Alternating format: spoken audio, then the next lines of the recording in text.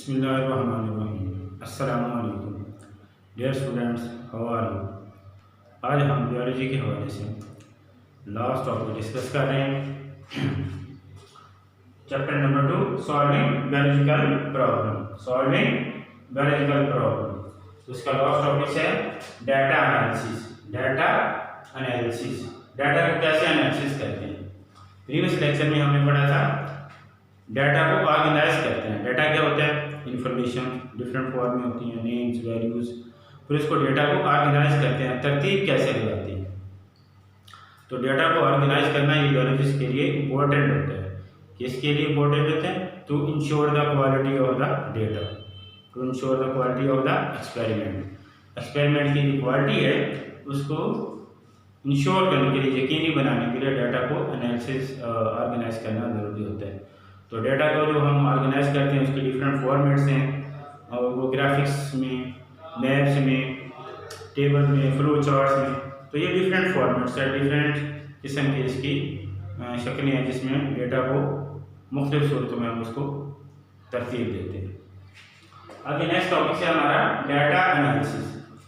Data analysis जो है is the important step in biological method to prove and disprove the prove or disprove the hypothesis by experimentation। किसी भी hypothesis को check करने के लिए एक्सपेरिमेंट की मदद से उसको चेक करने के लिए आया वो गलत है या दुरुस्त है। क्या हाइपोथेसिस? हाइपोथेसिस को दुरुस्त या गलत साबित करने के लिए किसकी मदद से? एक्सपेरिमेंटेशन के लिए। एक्सपेरिमेंटेशन से, एक्सपेरिमेंट से उसको गलत या साबित कर सकते हैं। तो ये एक इम्पोर्टेंट स्टेप्स है। तो एनालिसिस की मदद से हम उसको कर सकते हैं। और ये एनालिसिस का जो प्रोसेस होता है, कौन से रूल्स लगते हैं डाटा एनालिसिस, डाटा को एनालिसिस करने के लिए कौन से रूल लगते हैं? Application of the statistical knowledge, statistical knowledge, stats के रूल लगते हैं। शुमारिया के तरीक़ाकार जो है वो इस्तेमाल होता है डाटा को एनालिसिस करने के लिए। तो यहाँ दो मेथड इस्तेमाल हो रहे हैं।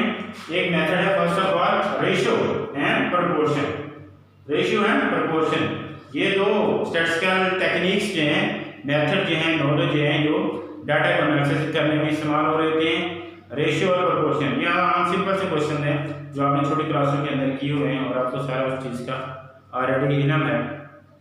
तो रेशियो क्या होती है? रेशियो को हम थोड़ा सा एक्सप्लेन करते हैं। Ratio relation between two numbers A and B. Relation between two number, दो नंबर्स के दरमियान, दो वैल्यूज के दरमियान जो रिलेशन होता है उसको हम एक्सप्रेस करते हैं, रिलेशन को एक्सप्रेस करते हैं in the ratio, in the term of quotient. ये दो हमारे पास नंबर हैं ए और बी, इसको हम कैसे एक्सप्रेस करते हैं? क्वोशिएंट, हासिल तकसीम।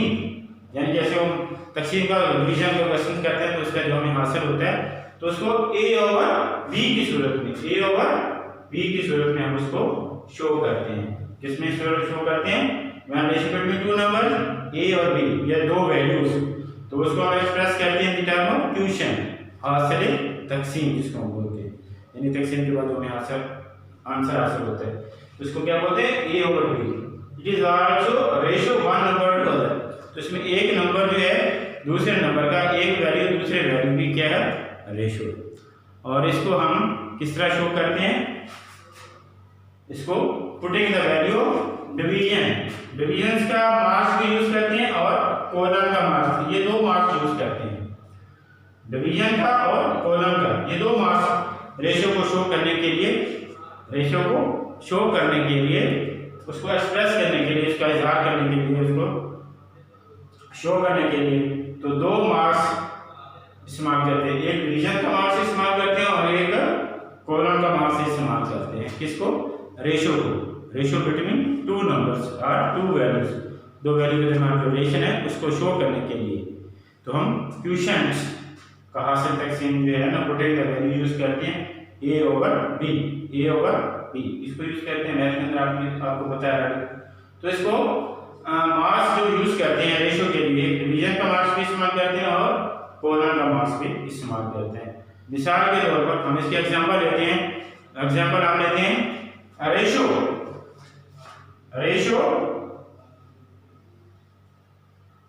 between 50 malarial patient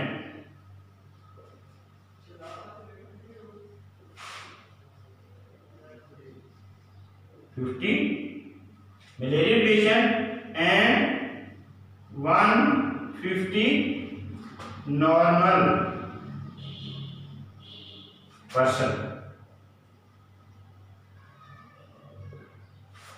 क्या हो गया? Ratio between 50 malarial patient and 150 normal person. तो क्या रेशियो बनेगी? 1:3 बनेगी। कितने? Ratio between 50 malarial patient and 150 normal person. तो इसके दरमियान रेशियो क्या बनेगी? 1:3। तो ये रेशियो आएगी दो वैल्यूज के दरमियान, दो नंबर्स के दरमियान। तो यानी हमने एक एग्जांपल लिए जिसमें हमने 50 मलेरियल पेशेंट, 50 मलेरिया के बुखार वाले मरीज और 150 जो है 150 हैं वो कौन से हैं? नॉर्मल सेहतमंद इंसान हैं। फिर इसमें रेशियो निकालिए तो 1:3 रेशियो। तो ये है रेशियो के बारे में। आगे नेक्स्ट है प्रोपोर्शन। डाटा एनालिसिस में कौन सा दूसरा स्टेप इस्तेमाल होता है? Proportion. Proportion mean join to equal ratio. Proportion होता है दो इक्वल रेशियो के दरमियान, दो रेशियो के दरमियान जो होता है उसको बोलते हैं प्रोपोर्शन, तनासब। रेशियो को क्या बोलते हैं? निस्बत।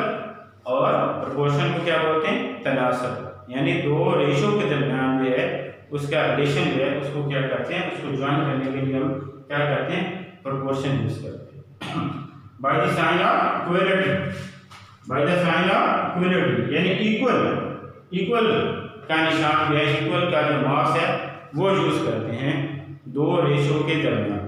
प्रोपोर्शन का मतलब है ज्वाइनिंग द टू रेशियो, दो रेशियो को ज्वाइन करने के लिए, जोड़ने के लिए।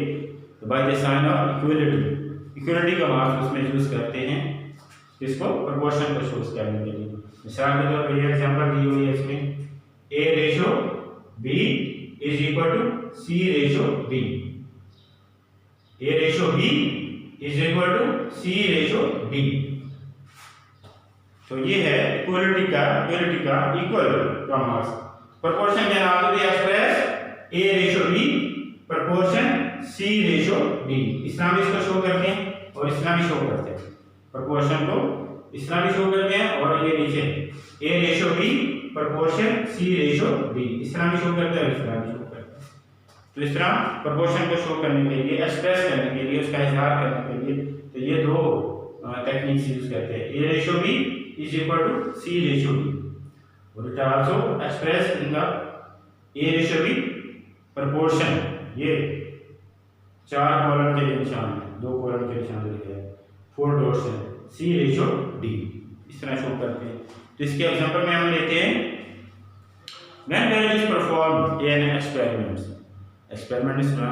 परफॉर्म करते हैं, कैलकुलेट द वैल्यू को कैलकुलेट करने के लिए, फिर उनका एनालिसिस करने के लिए। तो फिर क्या करते हैं कि एक्सपेरिमेंट डिजाइन किया उन्होंने कि एक इन्फेक्टेड मॉस्किटो यानी ऐसा मॉस्किटो जिसकी बॉडी के अंदर प्लाज्मा मौजूद है वो लिया और उन्होंने एक 100 हेल्दी स्पैरो को कटवाया। कितनी? 100 हेल्दी स्पैरो को कटवाया। एक यानी प्लाज्मोडियम वाला मॉस्किटो लेके उसको 100 हेल्दी स्पैरोस को कटवाया। तो अब उसमें कैलकुलेट करना है कि उसमें से कितनी चिड़िया को मलेरिया का बुखार होता है। तो उससे पहले उन्होंने एक छोटा एक्सपेरिमेंट किया और उसमें उन्होंने 20 स्पैरो के ऊपर एक्सपेरिमेंट किया। 20 स्पैरो के ऊपर उन्होंने मॉस्किटो को अलाउ किया काटने के लिए, इन्फेक्टेड मॉस्किटो। तो उसमें से 20 में से 14 को मलेरिया बुखार हुआ। तो उनका एक प्रीवियस एक्सपेरिमेंट था, उन्होंने उसमें नोटिस किया कि मॉस्किटो जब 20 हेल्दी स्पैरो को काटा तो उनमें से 14 को मलेरिया हुआ और बाकी को नहीं हुआ। तो इस तरह उन्होंने कैलकुलेशन की कि how many birds are got malaria in the experiment. तो उसमें फर्स्ट रेशियो जो है हमारे पास आती है फर्स्ट रेशियो, दो रेशियो के दरमियान हमने रिलेशन शो करने। तो उसमें फर्स्ट रेशो में क्या आएगा 14:20, यानी प्रीवियस एक्सपेरिमेंट के हमने पहले छोटा एक्सपेरिमेंट किया है तो उसमें से कितना हुआ है आउट ऑफ 20 में से 14 को क्या हुआ मलेरिया हुआ। आउट ऑफ 20 में से 14 को मलेरिया बुखार हुआ है। किसको स्पैरोज को। अब दूसरी रेशियो हमारे पास सेंट्रल रेशियो कौन सी है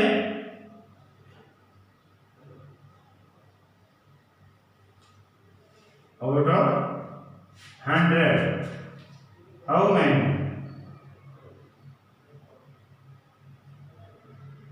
आउट ऑफ 100 ऊपर में 14 को हुआ था 14 आउट ऑफ 20 पहले एक्सपेरिमेंट उन्होंने किया 20 स्क्वायर को उन्होंने कटवाया इन्फेक्टेड माउस से तो उसमें क्या रेशियो बनी दो वैल्यूज के दरमियान रेशियो क्या थी 14 को मलेरिया हुआ 20 में से तो 14:20 विमान रेशियो हमारे पास है।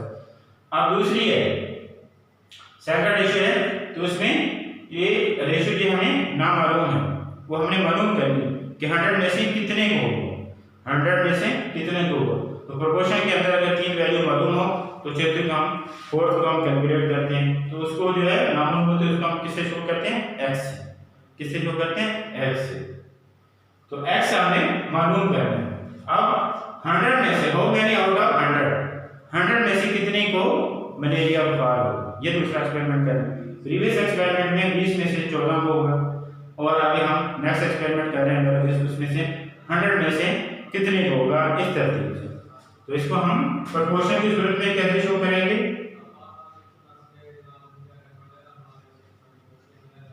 प्रोपोर्शन में हम किस तरह इसको शो करेंगे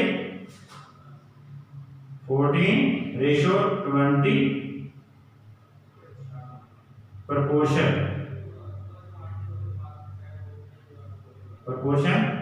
x:100 तो हम इसको प्रोपोर्शन की सूरत में इस तरह शो करेंगे 14:20 प्रोपोर्शन x:100 तो इस तरह हम इसको शो करेंगे। अब इसका हम आंसर निकालते हैं आगे तो x/100 is equal to 14/20 तो नेक्स्ट ये होगा x × 20 is equal to 100 × 40 x की वैल्यू हम मालूम करेंगे यानी इसको इसके साथ हमने किया 100 को 14 के साथ किया तो अब हमारे पास नेक्स्ट स्टेप में क्या होगा x की वैल्यू हमने क्योंकि मालूम करनी है कितने हुआ तो x इज इक्वल टू कितना हो गया x इज इक्वल टू अभी नेक्स्ट स्टेप में कितना होगा 100/20 × 40 20 को 100 के ऊपर तकसीम किया 5 आंसर तो हमारे पास जो है x की वैल्यू आ गई x/70 तो अब सेंट्रल वैल्यू के अंदर सेंट्रल रेशियोज के अंदर 100 में से कितने बर्ड्स को मलेरिया हुआ 70 मलेरिया को मलेरिया बुखार हुआ तो ये हमने क्या निकाली रेशियो निकाली। अब ये देखें इसका आंसर लिखेंगे तो यहाँ कितना आ जाएगा x के ऊपर कितना आ जाएगा आंसर जो है उसका जो कैलकुलेट करेंगे एनालिसिस करने के बाद हम x की वैल्यू कितनी आ गई हमारे पास 7 तो इस तरह हम कैलकुलेट करते हैं प्रोपोर्शंस इस तरह डाटा एनालिसिस में। तो स्टैटिस्टिक्स का जो रूल्स है स्टैटिस्टिक्स जो इस्तेमाल होती है ना बायोलॉजिकल प्रॉब्लम को सॉल्व करने के लिए to calculate the mean value को कैलकुलेट करते हैं डाटा को एनालिसिस करने के लिए तो मीन वैल्यू को कैलकुलेट करते हैं स्टैटिस्टिक्स के रूल्स रखते हैं स्टैट्स के तो इट इज इंपॉर्टेंट स्टेप है एम्पिरिकल मेथड ये इंपॉर्टेंट स्टेप है empirical method to transfer the raw data into actual data raw data हमारे पास जो फाउंड डेटा है उसको हम ट्रांसफर करते हैं एक्चुअल डेटा के अंदर या इंफॉर्मेशन के अंदर तो उसको हम यूज़ करते हैं किसके लिए? पहले समराइज करते हैं, फिर हम उसको क्या करते हैं, ये हमारे पास समरी तैयार हो गई, summarize and reporting the result. तो पीछे जो हमने गणितिक मेथड के स्टेप्स में पढ़ा था, तो पहले एक्सपेरिमेंट के बाद फिर हम उसको डाटा एनालिसिस करने के बाद उसकी समरी तैयार करते हैं, इसकी डेटा की समरी तैयार करते हैं, ये समरी तैयार करी और फिर उसको हम आगे नेक्स्ट स्टेप आ जाता है हमारा रिपोर्टिंग द रिजल्ट। फिर हमारे पास जो रिजल्ट आएगा उसको आगे रिपोर्टिंग करना है in different magazine, different meetings, college university level के ऊपर, इंटरनेशनल है, नेशनल लेवल के ऊपर हम साइंटिस्ट जो हैं उसको रिपोर्टिंग का रिजल्ट जो है उसको शेयर करते हैं, उसको इजहार करते हैं उसका। तो इस तरह हम प्रोपोर्शंस को यूज करते हैं, किसके? स्टैट्स के रूल लगाते हैं, स्टैटिस्टिकल मेथड अप्लाई करते हैं रेशियो और प्रोपोर्शंस को किसी भी हाइपोथेसिस को प्रूव करने के लिए और डिस्प्रूव करने के लिए बाय द एक्सपेरिमेंटेशन। और ये सारा प्रोसेस कैसे साबित करते हैं, कैसे होता है, कौन से रूल्स लगते हैं? स्टैटिस्टिकल रूल्स यूज होते हैं टू प्रूव और disprove the hypothesis by experimentation. तो इसके जरिए फिर हमें उसके गलत और सही करने का हमें अंदाजा होता है, हमें पता चलता है, बायोलॉजिस्ट को पता चलता है। आगे नेक्स्ट है हमारा मैथमेटिक्स। मैथमेटिक्स थोड़ा सा स्टार्टिंग और है, मैथी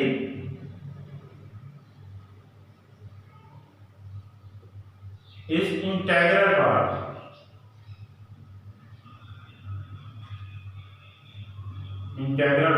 of scientific process।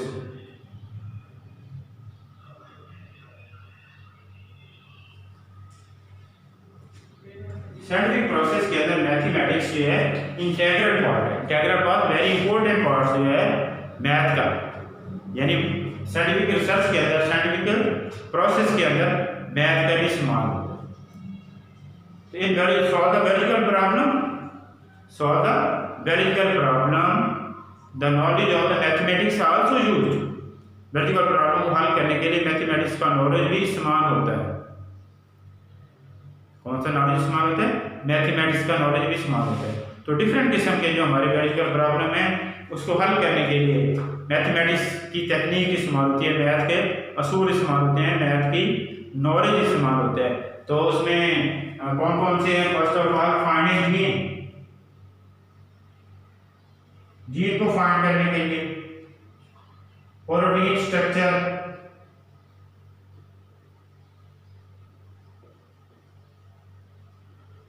और protein interactions, protein interactions.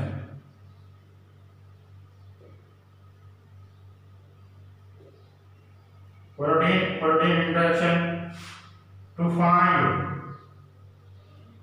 The duration of evolution. तो ये नंबर 1 फाइंड द जीन को मालूम करने के लिए, दूसरे पे प्रोटीन स्ट्रक्चर, प्रोटीन का स्ट्रक्चर मालूम करने के लिए, और तीसरे नंबर पे है प्रोटीन इंटरैक्शन, प्रोटीन का आपस में इंटरैक्शन, आपस में रिलेशन, आपस में क्या चल रहा है।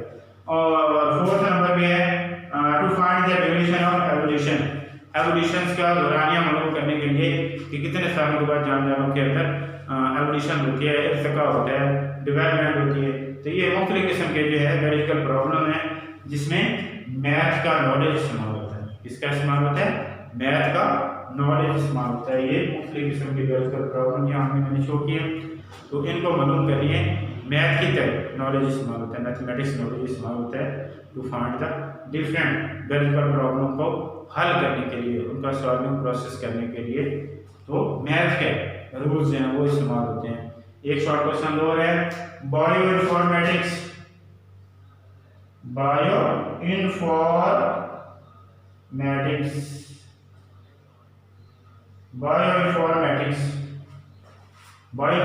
का मतलब है कि बायोलॉजिकल रिसर्च के अंदर बायोलॉजिकल डेटा को मालूम करने के लिए कंप्यूटर का इस्तेमाल, किसका इस्तेमाल? कंप्यूटर का इस्तेमाल। आप यहाँ पे कंप्यूटर का कितना इस्तेमाल है, आजकल तो बहुत ज़्यादा इस्तेमाल हो रहा है। तो बायोइन्फॉर्मेटिक्स में बायोलॉजिकल रिसर्च के अंदर बायोलॉजिकल प्रॉब्लम को हल करने के लिए जितना भी प्रोसेस करते हैं उसमें कंप्यूटर का इस्तेमाल होता है। तो उसमें हम इसकी डेफिनेशन कहते हैं bioinformatics refer to computational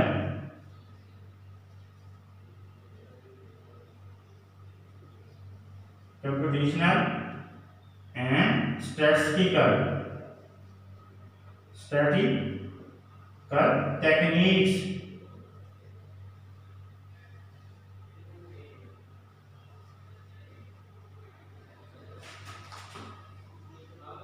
for the analysis of biological data। ये इसकी डेफिनेशन है सिंपल सी। Bioinformatics refer to the computational and statistical techniques for the analysis of biological data. क्या मतलब? बायोइन्फॉर्मेटिक्स किसको रेफर करती है, हवाला देती है? कंप्यूटेशनल। कंप्यूटेशन का मतलब होता है कैलकुलेटिव, तखमीना लगाना, अंदाजा लगाना, तखमीना लगाना, हिसाब किताब लगाना। स्टैटिस्टिकल टेक्निक और शुमारियाती टेक्निक्स में तरीकाकार, शुमारियाती में स्टैट्स के रूप में लगेंगे। ठीक है, to analysis for the analysis of biological data. Biological जो डेटा है उसको, बायोलॉजिकल डेटा जो है, जितना भी हमारे पास बायोलॉजिकल डेटा है, ये सारे प्रोसेस के बायोलॉजिकल मेथड्स के अंदर जितना भी हमारे पास बायोलॉजिकल डेटा रहेगा, तो उसको कैसे एनालिसिस करेंगे? Computational and statistical technique, computer और या तखमीना लगाना, हिसाब किताब, कैलकुलेटिव, और फिर शुमारियाती टेक्निक जो है तरीकाकार को इस्तेमाल करेंगे बायोलॉजिकल डेटा का एनालिसिस करने, तजिया करने के लिए, बायोलॉजिकल डेटा को चेक करने के लिए। तो फिर ये कंप्यूटेशनल एंड स्टैटिस्टिकल टेक्निक जो है इस्तेमाल होती है। इसको बोलते हैं बायोइन्फॉर्मेटिक्स। ये सारा प्रोसेस क्या होता है? कंप्यूटर की मदद से होता है, इसलिए इसको बोलते हैं use of computer in biological research, bioinformatics. तो आज हमने हमारे टॉपिक्स के अंदर जो चीज़ें डिस्कस की उसमें हमारा टॉपिक था डाटा एनालिसिस। तो उसमें डाटा एनालिसिस जो इंपॉर्टेंट स्टेप है, जिसको नेसेसरी फॉर प्रूव और disprove the hypothesis by experimentation, what is done through the application of statistical techniques इस्तेमाल होगी। और उसमें रेशियो और प्रोपोर्शन, ये दो टेक्निक्स इस्तेमाल की। रेशियो को हमने डिस्कस किया और प्रोपोर्शन को उसके एग्जांपल में हमने डिस्कशन की, उसकी हमने एग्जांपल में डिस्कशन की, रेशियो की भी और प्रोपोर्शन की। और आगे mathematics integral part of scientific research, यानी मैथ जो है वो भी इस्तेमाल होती है बायोलॉजिकल रिसर्च के अंदर, मुख्तलिफ प्रॉब्लम्स को, बायोलॉजिकल प्रॉब्लम को सॉल्व करने के लिए। तो यहाँ मैंने चाहे शो किए हैं बायोलॉजिकल प्रॉब्लम। आगे नेक्स्ट टॉपिक डेफिनेशन है बायोइन्फॉर्मेटिक्स, कंप्यूटर का इस्तेमाल बायोलॉजिकल रिसर्च के अंदर। तो thank you for watching my lecture. अल्लाह हाफिज़।